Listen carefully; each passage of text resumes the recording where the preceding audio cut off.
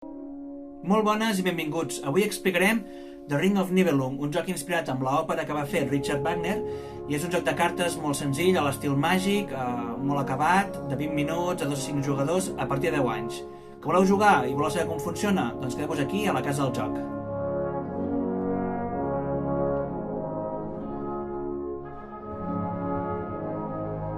El primer que hem de fer és fer la preparació de tota la partida. Llavors, primer de tot, hi ha unes cartes d'instruccions ràpides, que són aquestes d'aquí.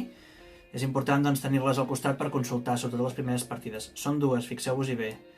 Llavors les fiqueu en un costat per tenir-les per poder anar consultant.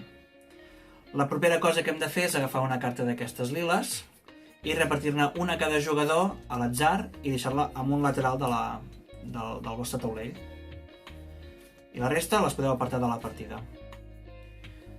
De cartes grises, d'aquestes són les cartes d'herois, fixeu-vos que el contorn és de color gris completament, a diferència d'aquestes altres que són de contorn negre. El que heu de fer és repartir-ne dos a cada jugador, dos cartes, i els aneu repartint, i les fiqueu totes juntes amb un pilot al costat, que les anireu utilitzant al llarg de la partida, a diferència de les grises. Les liles les podeu apartar de la partida si voleu directament. Les cartes negres, si us hi fixeu, totes són herois, posa Hero, excepte una que posa Nibelung. Heu d'agafar tantes cartes com jugadors n'hi hagin i una d'elles ha de ser un Nibelung. Per exemple, si fa una partida de 2 jugadors, doncs un heroi i un Nibelung. Si fossin 3 jugadors, doncs 2 herois i un Nibelung.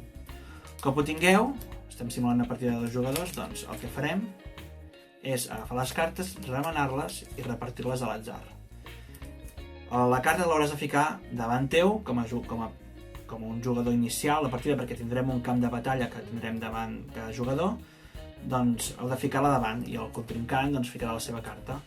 Que et surt la carta del Nibelung? Doncs el que heu de fer, apartem les cartes restants negres. Si et surt la carta del Nibelung, el que has de fer és agafar la carta de l'anell, i la fiqueu en un lateral per demostrar que teniu la possessió de l'anell. Si et surt la carta d'heroi, no t'emportes l'anell. D'acord? Només és si tu tens el Nibelung. I finalment, els tresors. Els tresors són les cartes que ens permetran guanyar la partida perquè són punts de victòria, hi ha d'altres maneres d'aconseguir punts, i són molt importants. Al principi de la partida tothom s'emporta un cert número de cartes de tresor. En una partida de 2 jugadors, si us hi fixeu, són 4. Per saber quantes cartes s'han de repartir segons el nombre de jugadors és simplement mirar les instruccions que tenim en el llibretó. Hi ha una graella que posa tants jugadors, tantes cartes de tresor. Agafem les que siguin necessàries, en una partida de jugadors indica que són 4, us les fiqueu en algun lloc que tingueu a l'abast, per exemple, el fico aquí, i la resta les deixeu en un lloc on pugueu agafar per robar al llarg de la partida. Coses que podem eliminar? Podem eliminar les cartes liles i les cartes negres restants. Això se'n poden anar fora del joc. La resta s'utilitzarà per jugar. Ara que ja tenim tot preparat, anem a explicar com es guanya la partida i quina és la manera de finalitzar-la, no? Primer de tot, quan s'acaba la partida? Al llarg del joc anirem agafant cartes d'aquestes, cartes d'herois, i pot ser que, per sorpresa, ens surtin cartes com la de Ragnarok, que és aquesta que tinc aquí a la mà. Aquesta carta de Ragnarok el que fa és una penalització, però el que hem de tenir en compte és que si ens surten 3 cartes d'aquestes, en el moment que surti la tercera carta, s'acaba el joc. Es compten punts i es mira qui guanya. Per tant, una manera d'acabar el joc és això, que hagin sortit 3 cartes de Ragnarok. Una altra manera d'acabar la partida és amb les cartes de tresor. Les cartes de tresor, si en algun moment s'acaben i ja no es pot agafar més cartes, aleshores s'acaba la partida. Per tant, tenim 2 maneres d'acabar el joc. O 3 cartes de Ragnarok o que s'acabin els tresors. Una altra cosa a tenir en compte és la puntuació. Com es puntua el joc? Molt fàcil. Les cartes de tresor tenen punts de victòria. Si ens hi fixem, aquí a la cantonada hi ha un número. Aquest nombre és el número de punts que tu tens. Si al finalitzar la partida tens X cartes de tresor, sumes tots els punts, que és una quantitat de punts de victòria. Però a més hi ha altres maneres d'aconseguir punts. Una manera és, amb les cartes d'herois que anem tenint al davant nostre, els hem de sumar també els punts que tinguem. O sigui, són els punts de tresor més els punts d'herois que tinguem davant nostre. I finalment, hi ha les cartes liles. Les cartes liles també ens poden donar punts. Ara no explicarem com funcionen aquestes cartes, però sí que sapigueu que podeu guanyar 2 punts de victòria al final de la partida si tenim certs requisits. 2 punts de victòria o més, ja ho explicarem. Però en conclusió és això, totes les coses grises ens donen punts. Els herois que tinguem a la taula, les cartes de tresor i aquesta carta lila que ja explicarem en el seu moment, que també sumarà puntets. Un cop tenim tot preparat i tenim clar com es pot arribar a guanyar i com s'acaba la partida, doncs anem a veure com és un torn d'un jugador. La primera fase, són 3 fases, la primera és la fase de reclutament. Aquesta fase tens 2 opcions. Vale? La primera és agafar carta, però només pots agafar-ne si tens menys de 2 cartes. Si ja tens 2 cartes no pots agafar més cartes. Jo en aquest cas doncs en tinc 2, no n'agafaria. I l'altra cosa que pots fer és tirar una carta en el teu taulell. Aquí tinc unes quantes cartes d'exemple tirades, doncs ara en podria tirar una i ficar-la davant meu. No és obligatori fer aquestes 2 fases. Si no tens cartes sí que és obligatori agafar carta, però si no, si m'imagina que en tingués una, doncs podria dir no agafo carta, inclús podria dir no tiro carta. Llavors ara hem fet això, no? Que hem tirat una carta, aquí la tenim tirada i hem fet la primera fase, la del reclutament. Anem a la segona fase. La segona fase és la fase d'acció. Hem de tenir en compte que hi ha una espècie de semifase entre la 1 i la 2, que és en el moment que tu tires la carta i a vegades les cartes tenen aquí en verd, no sé si ho veieu, tenen en verd una habilitat. Això és una habilitat passiva que s'activa en el moment de tirar i només en el moment de tirar. En aquest cas aquesta carta et permet, doncs, si tens una carta torçada, doncs la pots readreçar-la, no? La pots adreçar. Hi ha altres que el que fan és que pots girar-li les cartes al contrincant. Les úniques 2 habilitats que hi ha passives en el moment de tirar. Són aquestes verdes, si teniu dubtes, hi ha les cartes d'instruccions aquí que us les expliquen molt breument.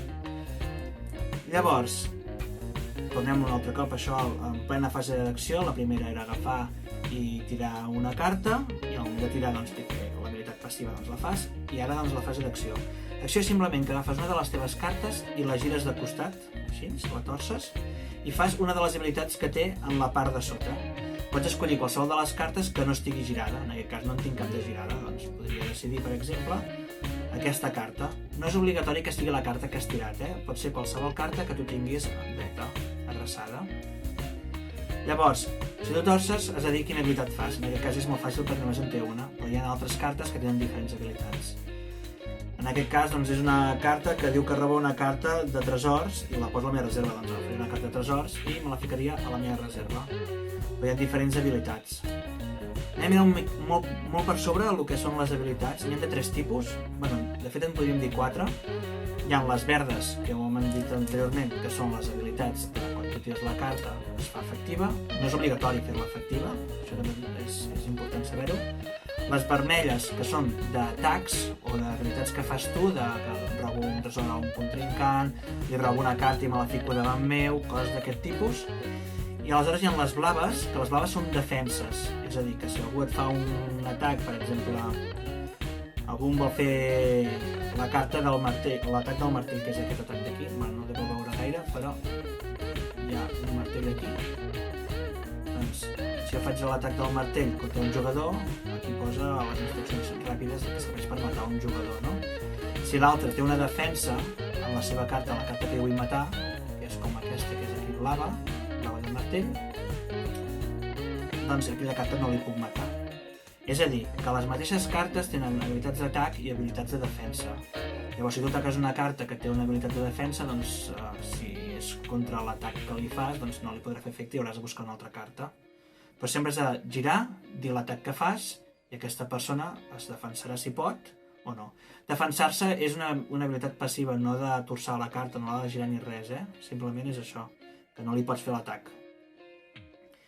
I aleshores la tercera fase que es pot fer, ja hem acabat la fase 2, és molt senzill, és girar i fer l'atac, és la possessió de l'anell. L'anell és això d'aquí, que ho hem ensenyat anteriorment. En què consisteix? Doncs consisteix en que si tu tens l'anell, al final del torn pots o bé agafar una carta de tresor perquè tens la possessió de l'anell i quedar-te-la, o bé passar l'anell a un jugador, al jugador del teu costat. Si no tens l'anell i el té un altre jugador, imaginem que hi ha un jugador que té l'anell, si el vols reclamar i te'l vols quedar, el que has de fer és mirar aquestes rodonetes grogues que tens davant teu, de les cartes aquestes, hi ha unes rodonetes grogues i sumar-les. Això és el poder d'adquisició de l'anell. En aquest cas jo tinc 1, més 2, 3, més 3, 6, més 1, 7. Imaginem que el jugador que té l'anell té una possessió de 4, jo podria dir, ei, reclamo l'anell perquè tinc un nombre major que tu. Si ho fas, et quedes l'anell, robes una carta de tresor i te la fiques a la teva reserva, i el jugador al qual li has robat l'anell té una penalització. Quina penalització? Doncs que s'ha de desfer d'una de les cartes que té davant seu, d'aquestes d'herois, se l'ha d'eliminar del joc, fora del joc, i també una carta del seu pou de tresors també l'ha d'eliminar. Elimina i ja no torna més en el joc. Per tant, tenir l'anell pot ser bo, però si te'l roben, la penalització és molt grossa, així que has de vigilar una miqueta. Ara ja hem mirat una mica com funcionaven els diferents torns de cada jugador, les diferents fases que té. Anem a mirar altres normatives del joc. Comencem amb la carta lila, aquesta. Aquesta carta veureu que té 3 noms, són el nom de 3 herois que poden haver-hi a la taula davant de cada jugador. Si al finalitzar la partida encara es té aquesta carta, hem de mirar si algun jugador té alguna de les cartes que tenim escrites aquí. Per exemple, jo tinc Nornen, Erda i Nimfen. Doncs si algun jugador té el Nornen, doncs jo tindré 2 punts. Si algun jugador té l'Erda, doncs tindré 2 punts més afegits. I així fins a un màxim de 6 punts. Perquè són els màxims de cartes que podria tenir. És igual si el tinc jo o el té un altre jugador. La qüestió és que estigui a la taula jugant-se. Si no té el pou de descart, doncs no, aquestes cartes no compten. A més, aquestes cartes les pots utilitzar per descartar-les en algun moment concret. Per exemple, si tu descartes aquesta carta, pots fer una de les 2 accions que hi ha aquí baix, que les tenim explicades en les cartes aquestes de resum, però igualment us les explico. Una és que si tenim cartes girades, doncs, i vols descartar aquesta carta, tu la descartes al pou, i totes les cartes les pots adreçar-les de nou. Si les tens torçades, totes les teves cartes les pots adreçar, només les teves. Una altra opció és que si no tens l'anell, pots descartar la carta i fer l'habilitat de l'anell, que simplement és que tu reps l'anell i fas totes les característiques que té l'anell, que és robar una carta, i el jugador que tenia l'anell doncs, perd la seva carta de tresor i la seva carta d'heroi obligatòria. Això és el que fa la carta lila. Si ho mantens al final de la partida, doncs al final de la partida comptes els punts. O sigui, pot servir per 3 coses. Per acumular punts, per adreçar les cartes o bé per agafar l'anell. Una altra cosa a tenir en compte és que les cartes de tresor normalment tenen punts, com podeu veure, però a vegades tenen habilitats, com és el cas d'aquí. Té una habilitat. Anem a acostar perquè es vegi una mica. Veieu que l'ordena groga, doncs té habilitats. Aquestes habilitats estan explicades en les normes ràpides i també en el llibretó, i us diuen en quin moment exacte les podeu utilitzar. Per tant, és una bona idea tenir les instruccions a prop, perquè quan vulgueu utilitzar aquestes cartes, doncs mirar exactament en quin moment de la partida podeu utilitzar. Hi ha forces, així que és millor aprendre-les mica en mica. Una opció que us podem donar és que simplement la primera partida no utilitzeu les cartes de tresor com a habilitats que podeu utilitzar al llarg de la partida, perquè pot ser molt més complicat del normal. Un cop ja us heu habituat al joc de com funciona, llavors sí que podeu afegir aquestes normatives i de fet li dona bastanta més riquesa al joc, però sempre és millor que la primera partida no tingueu masses normes per no liar-vos. Això depèn de cadascú, és una recomanació. I finalment, dir-vos que quan robeu cartes, si robeu les cartes de Ragnarok, que són aquestes cartes d'aquí, com podeu veure, ja hem dit que si en sortien 3 s'acabava la partida, però si en el moment d'agafar la primera carta, si al moment que agafes tu la carta et surt la carta de Ragnarok, hi ha una penalització pel jugador que agafa carta.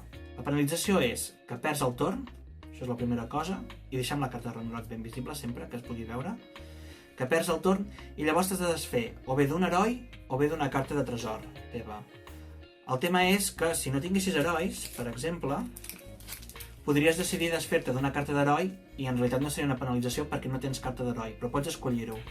I el mateix amb els tresors. Si no tens cap tresor i decideixes desfer-te d'una carta de tresor, ho pots fer i no et comptaria com una penalització. Ara, si tens tant cartes de tresor com d'herois, sí que te n'has de desfer d'alguna. Per exemple, farem veure que em vull desfer d'una carta de tresor i l'eliminaríem i la ficaríem al pou. Una cosa més que no hem dit és que damunt la taula només pots tenir 6 herois. Ara en tinc 4, anem a suposar que en tenim 6 ja, amb alguns girats perquè ha anat passant la partida, no? Si et toca a tu, i has fet la fase de reclutament, d'agafar cartes i tal, i et toca continuar amb la fase de reclutament i vols tenir una carta, no pots perquè en tens 6. Llavors, què has de fer? Doncs n'elimines una, la que tu vulguis, pot ser que estigui torta o no, per exemple, eliminem aquesta, i en fiques una altra. Això es pot fer, però només en aquesta fase de tirar la carta. Si ara el que volguéssim fer és una carta de robar cartes al jugador contrari, no podríem fer aquesta acció perquè ja en tenim 6. O sigui, l'únic moment que pots eliminar una carta d'aquí és el moment de baixar una carta. Si tu la vols baixar, n'elimines i la fiques. Una última cosa que potser es pot semblar sobreentesa és que les cartes que estiguin torçades, com és el cas d'aquí del Fafner o d'aquesta altra carta, que és la Gudrun, no sé massa com es pronuncia, no es poden utilitzar de nou, no es pot fer l'acció de nou aquestes cartes perquè estan torçades. Això és un concepte que en molts jocs s'utilitza, de que quan tu gires una carta vol dir que ha fet la seva acció i no es pot tornar a utilitzar. Quan la podrem tornar a utilitzar? Doncs, o bé, quan baixes una carta, allò que la baixes, té una habilitat passiva, que és de les verdes, que et permeten tornar a girar una carta que tu vulguis, o bé amb l'anell, amb la carta lila, perdó, que et permet tornar a adreçar totes les cartes, o per habilitats que puguin sortir del joc que permet fer aquestes coses, per exemple les cartes de tresor, hi ha algunes que et permeten girar-te cartes que siguin torçades o coses així. La qüestió és que si està tort no pots tornar-lo a fer servir. I una cosa més, si et roben una carta, es roben l'estat que estava, o sigui, si a mi em roben aquesta carta, se l'emporta també torçada. Si me l'emporten aquesta que està adreçada, doncs se l'emporten adreçada.